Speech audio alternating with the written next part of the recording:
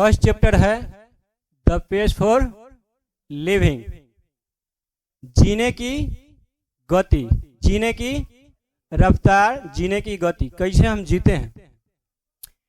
The page for living chapter के लेखक है, ऑथर है, कौन है? आर.सी. हचिंसन। आर.सी. हचिंसन, इनका पूरा नाम रे कोरिटन हचिंसन है। क्या है? रे कोरिटन हचिंसन है। इनका जन्म 23 जनवरी 1907 को हुआ था। कब हुआ था? 23 जनवरी 1907 को हुआ था। और इनका डेट मतलब मृत्यु 3 जुलाई 1975 को हुआ था। कब हुआ था? 3 जुलाई 1975 को हुआ था। जब इनकी मृत्यु हुई तब 68 साल के थे। कितने साल के? 68 साल के, at the age of 68 years. कितने साल के थे? 68 साल के। इनका जन्म कितना में हुआ था? 23 जनवरी 1907 में। और मृत्यु 3 जुलाई 1965 में। जब इनका मृत्यु हुआ तो यह मात्र 68 साल के थे। ठीक है, 75 में हुआ था इनका मृत्यु। इनका क्वालिफिकेशन, एजुकेशन, कहाँ से शिक्षा कहाँ से प्राप्त किए? शिक्षा मॉन्कटन कॉम्बे स्कूल से प्राप्त किए थे। कहाँ से? मॉन्कटन कॉम्बे स्कूल से प्राप्त किए थे। इनका नेशनलिटी, राष्ट्रीयता, कहाँ के थे ये? ब्रिटेन के निवासी थे, ब्रिटिश थे, ब्रिटिश। प्रोफेशन, इनका पेशा, पेशा क्या था? नोवेलिस्ट थे, एक उपन्यासकार थे। क्या थे? उपन्यासकार। इसके साथ ही एसेइस्ट थे, निबंधकार, जिसको हम लोग निबंधकार बोला जाता है। देखिए इसके जो लेसन में दिए हुए हैं, चैप्टर में दिए हुए हैं, इसके आगे देखते हैं। इनके बारे में थोड़ा और जानकारी प्राप्त करते हैं। जानकारी इतना काफ़ी नहीं था, वो बुक में नहीं दिया हुआ है, उसको हम लोग बना के दिए हैं कि आप लोग नोट कर लीजिएगा। नोट के साथ आप लोग इसको पढ़िएगा अच्छा से। आइए चैप्टर में कुछ आगे जानकारी पाते हैं। अबाउट द राइटर, इंट्रोडक्शन, लेखक के बारे में जानकारी। देखिए आर.सी. Hutchinson, RC. हचिंसन ए ब्रिटिश नोवेलिस्ट। इतना आसान जिसको जैसे हमको नहीं पढ़ने आएगा। नोवेलिस्ट, इसका साथ में हिंदी है, इसका अर्थ भी है। अगर मान लिया किसी बच्चा का नोवेलिस्ट नहीं पढ़ने आया तो यहाँ पर पढ़ लेंगे, है कि नहीं? RC. Hutchinson A British novelist exhibits an exceptional flair for touching the sensitive issues of the contemporary society with all its contradiction and paradoxes।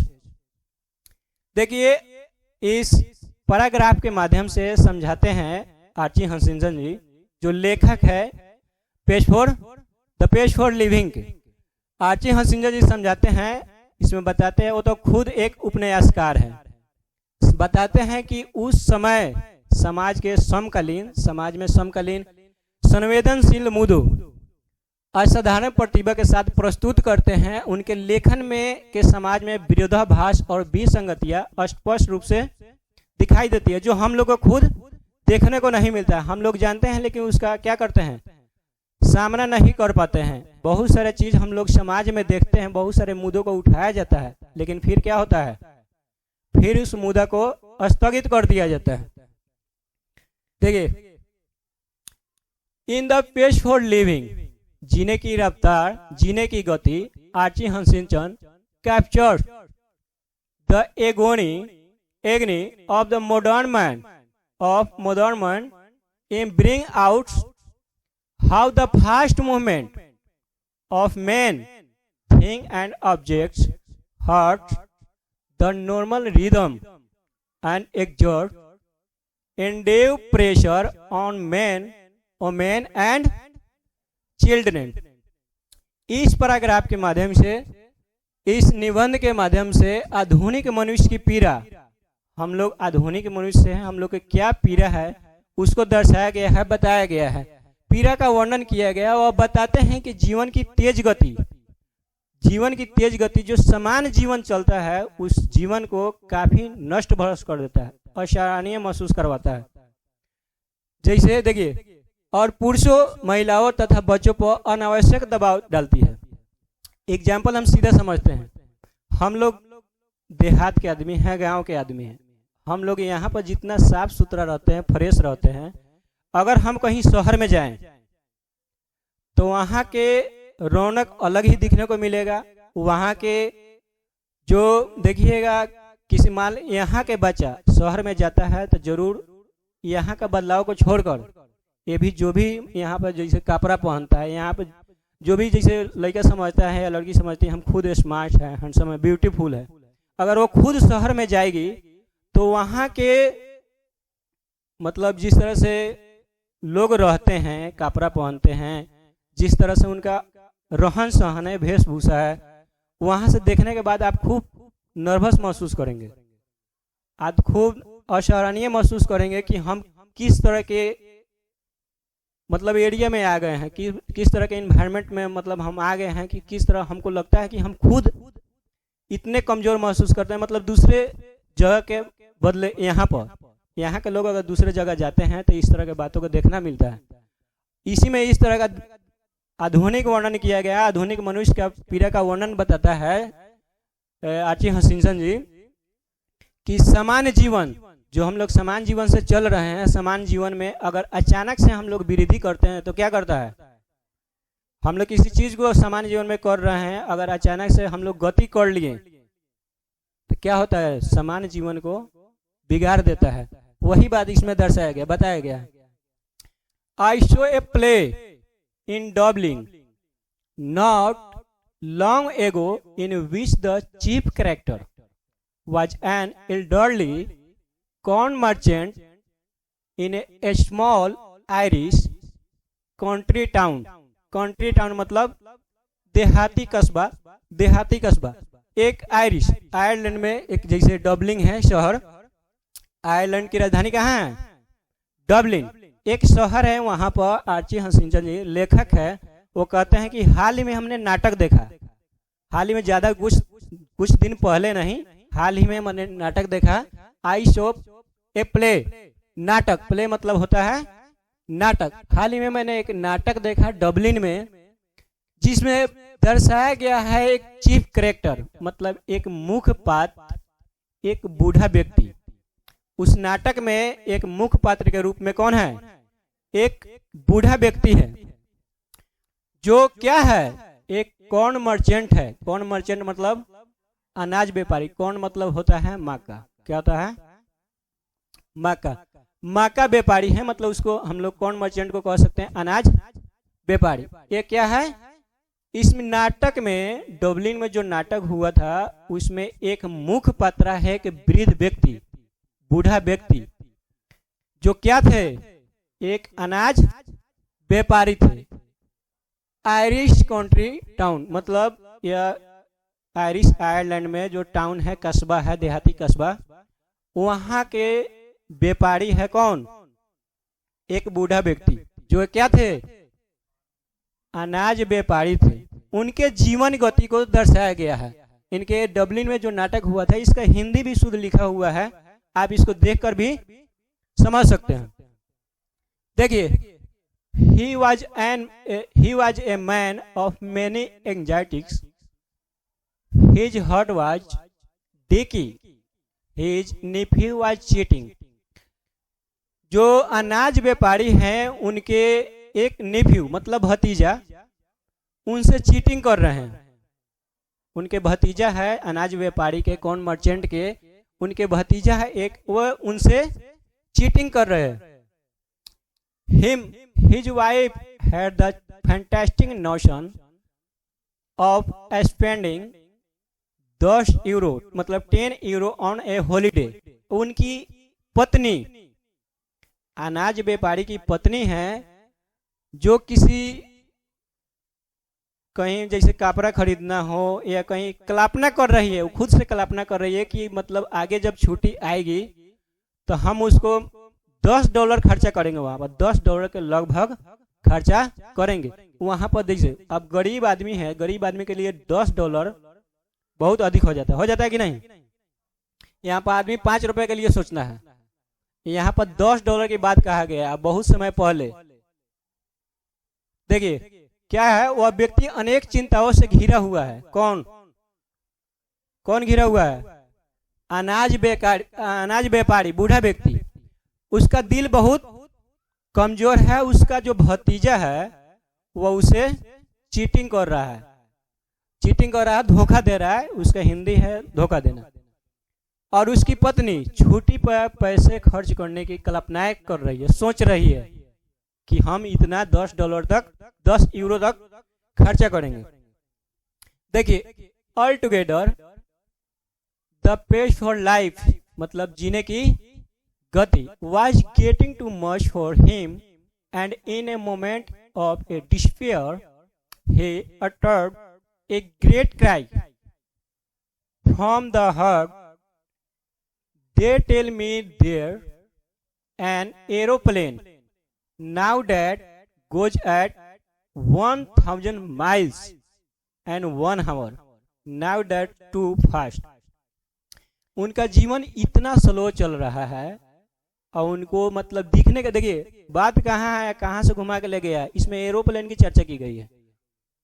मतलब उनका जीवन समान जीवन से चल रहा है और उनके जीवन में अचानक जब खर्चा होगा, उसका एक भतीजा है जो चीट कर रहा है और उसका जीवन मतलब इतना ना तेजी गति करने लगेगा कि उसका रफ्तार मतलब असहनीय होगा। उसको इतना ना घबराहट महसूस होगा कि वह एक निराशजनक व्यक्ति है। उसको बहुत सारे चीजों को धोखा मिलेगा, बहुत सारी चीजों को समझना पड़ेगा। उसके जीवन समान जीवन से इतना तेज बढ़ जाएगा कि उसको असहनीय महसूस होगा, बहुत सारे दिक्कतों का सामना करना पड़ेगा। तो वही बात इसमें कहा गया है कि एक एरोप्लेन है जो एक मतलब प्रति घंटा में 1000 माइल्स गति करता है। कितना? 1000 माइल्स गति करता है और 1 घंटा में उसका देखिए कितना रफ्तार है कि 1 घंटा में, हम लोग 1 घंटे में बैठे बैठे क्या सोचते हैं क्या करते हैं कोई पता नहीं लगता। उसकी रफ्तार देखिए कितना है एरोप्लेन की, 1000 माइल्स 1 आवर। देखिए कितना तेज है। हम लोग का सामान्य जीवन किस प्रकार है इसको दर्शाया गया। कुछ मिला के जीवन की तेज रफ्तार उसके लिए असराहनीय हो गई थी। निराशा के क्षण में उसके दिल से पुकारते हुए कहा, अब हवाई जहाज भी बहुत तेज चलने लगी है, यह गति उसे अत्यधिक लगने लगी है। कहाँ उसका समान जीवन, एक बूढ़ा व्यक्ति है, क्या कमाएगा क्या खाएगा। उसके जीवन में एक अचानक से गति आना उसके लिए असराहनीय हो गया। For me that was the most enchanting line in the play. The man's complaint was gloriously relevant to his own situation. लेखक के अनुसार नाटक की सबसे आकर्षक पंक्ति है क्योंकि उस व्यक्ति की शिकायत उसकी वास्तविक समस्याओं से, क्या समस्याओं में जूझ रहा है, कैसी परिस्थितियों से सिचुएशन में वो रह रहा है, उसको दर्शाया गया है। वास्तविक जीवन समस्याओं से बिल्कुल मेल नहीं खाता है। जीने की गति बताया गया इसमें।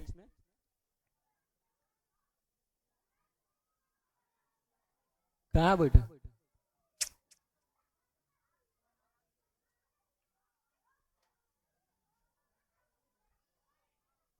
देखिए, being coming is struck me as a perfect illustration of the way the Irish, मतलब आयरिश मतलब आयरलैंड के लोग, get as a stubble trust by the most unlucky unkindly approach. You showed what that old fool meant. यह घटना हास्यपूर्ण होते हुए भी लेखक को एक उपयुक्त उदाहरण लगी कि लेखक बताता है कि आयरलैंड के लोग अजीब तरीके से गहरी, कितना भी तेज चल रही चित्रण को दर्शा लेता है। उनके किस तरह से समाज में समस्याएं चल रही है, लोगों के बीच क्या प्रतीत हो रहा है, उस सभी को एक चीज में समझ लेते हैं। देखिए अजीब गरीब क्या है, अजीब तरीकों से गहरी सच्चाइयों को समझ पाते हैं। बूढ़ा व्यक्ति क्या कहना चाहता था यह स्पष्ट हो गया है।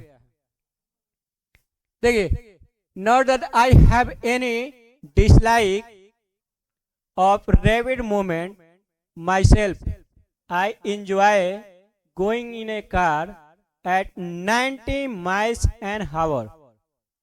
एक कार भी होता है कि 90 मील्स, क्या है 90 मील्स 90 माइल्स 1 आवर, मतलब 1 घंटे में 90 किलोमीटर तक जाता है।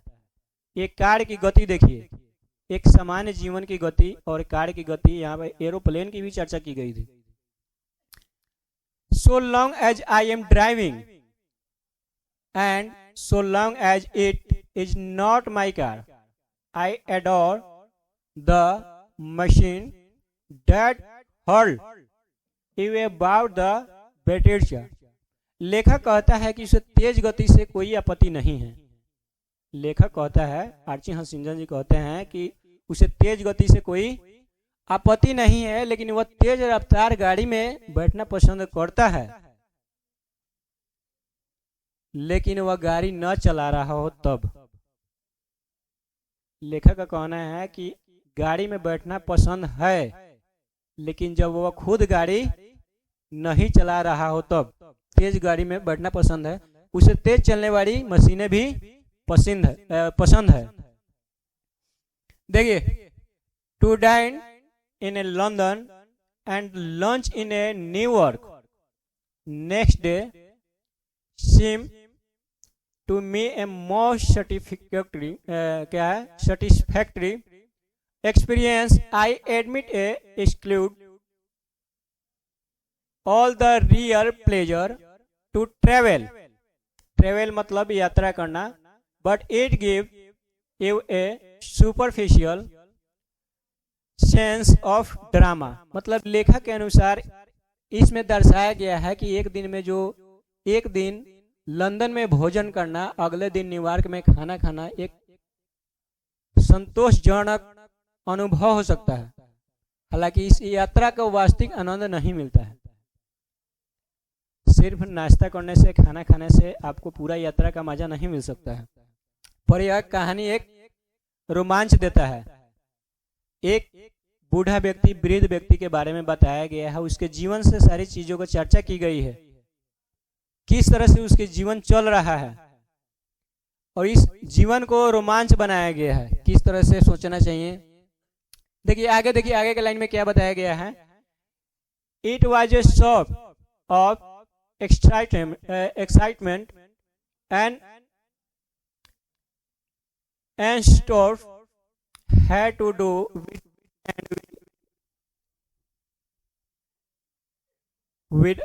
without, and we might just as well accept it greater, but where speed becomes something unfriendly to me, where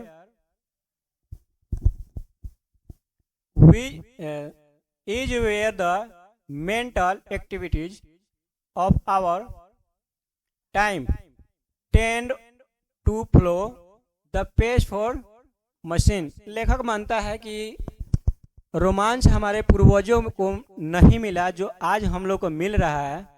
उनके समय में जो काम नहीं होता था, आज हमारे समय में देखने को मिलता है। बहुत सारी चीज़ें जो उनके समाज में दर्शाया गया है आज हमारे समाज में नहीं मिलता है, आज जो उनके समय में नहीं मिला वो आज हमारे समाज में मिल रहा है। इसलिए इसे स्वीकार कर लेना चाहिए।